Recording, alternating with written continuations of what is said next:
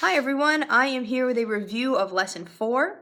This video is for our cello players, and this week we talked all about having a beautiful bow hold. So we finally got to the lesson that everyone's been waiting for, using our bow. It was a really exciting lesson, and I hope that this video will help remind you of a few of the things that we went over and help you in your practicing.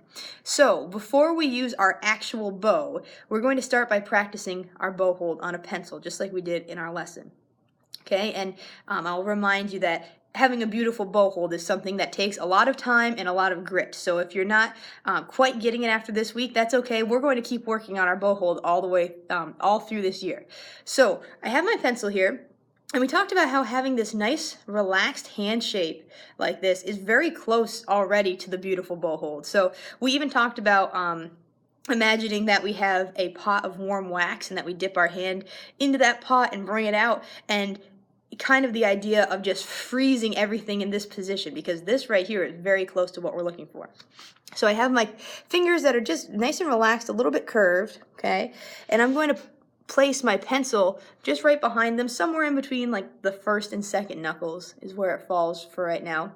And then from here, you're about one step away from having a perfect bow hold. And that step involves your thumb.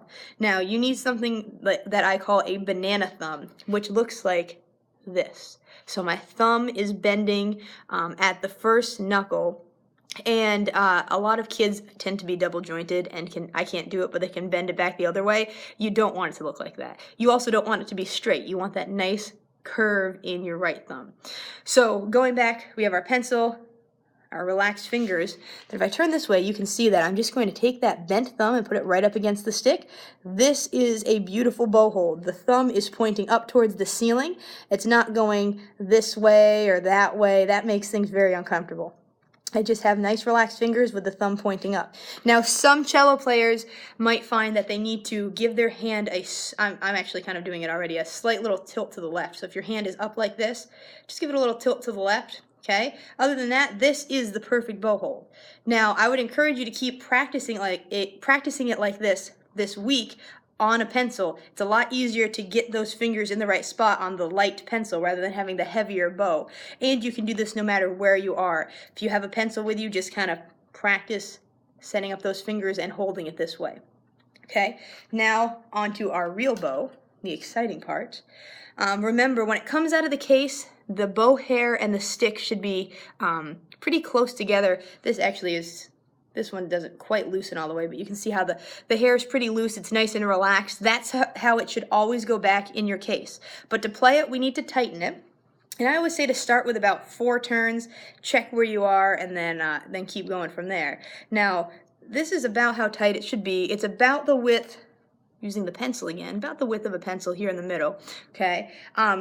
Notice how the bow naturally has a kind of like a smiley face curve. It's nice and happy. If you tighten it too much, let me do this the incorrect way so you can see. If you tighten too much, the stick starts to actually get a little bit of a frowny curve. So we don't want sad bows, we want happy bows. So be careful that you're not over tightening. Okay, so I'm getting back to that pencil width here. All right, now I always encourage students to use their left hand to hold the stick of the bow just to stabilize it. Now remember, we don't want to be touching this hair, we don't want to be getting our oils from our hands into it, but stabilizing the stick like this is going to give you access over here just to do all the hard stuff. You don't have to worry about holding it with your right hand. So this end of the bow is called the frog, okay? And as far as where to put our hand, this little piece right here, this little metal piece, is called the ferrule. And I always say that your middle finger is going to be near the middle on the metal. So my nice relaxed fingers, and I'm going to take this frog, put the metal near my middle finger, okay? And then turning this way, my banana thumb is just going to go rest right up against the stick like this. Okay, you do not want to put your thumb in this little notch. That's not where it goes. It will be very hard to play if you do that. So the thumb is just kind of going, let me turn this way, just up against the stick like that. Okay, so we have our nice relaxed fingers, banana thumb in the back. This is a beautiful cello bow hold. Okay, Now, when we actually pick the instrument up, and I'm actually going to move you down here so that you can see my instrument rather than my face. Okay. Picking up my cello, setting it up so I have good posture. I'm going to get my good bow hold, and the place where the bow goes on the instrument is in between this wooden piece called the bridge and this black part called the fingerboard. Okay, we're going to place it here. This is called the sweet spot. This is where we're going to get the best sound, and it's going to be the easiest to play. So I'm placing my bow in the sweet spot, and we're going to do something called rainbows, which is making this arc with your bow in the sweet spot. And the reason we do this is to notice that to play on different strings, your arm, your right arm, needs to be at a different angle. Do you see how my elbow and my arm are moving together to change to different strings? Okay? And that's going to be important for the next part of the homework. So once you're done with those rainbows, once you feel really comfortable with that, we're going to pick a string. For right now, I'll pick the A string. I'm going to place my bow on the A string and see if I can get a nice down bow, which is this direction, and up bow, which is this direction, like this. Okay,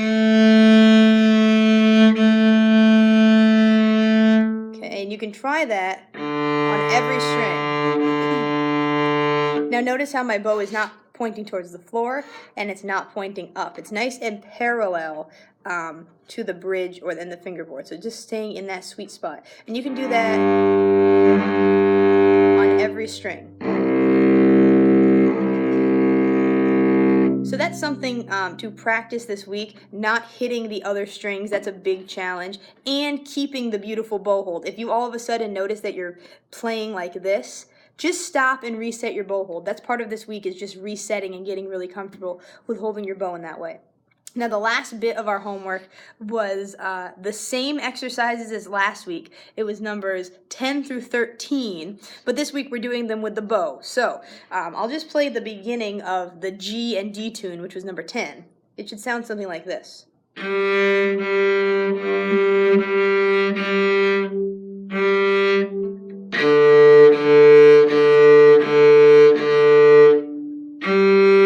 so on.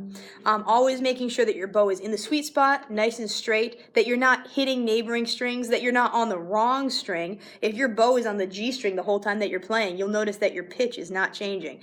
So if you're moving your fingers and the note isn't changing, you probably have to change where your bow is. You might be on the wrong string. Okay? Let me just bring you back up here. Okay, so for this week we had the rainbows, the full bows on the open strings, making sure we have a beautiful bow hold, and then reviewing 10 through 13 with the bow this time. I hope this was helpful and that it reminded you of some of the things that we did in our lesson. Happy practicing, and I will see you next week at your next lesson.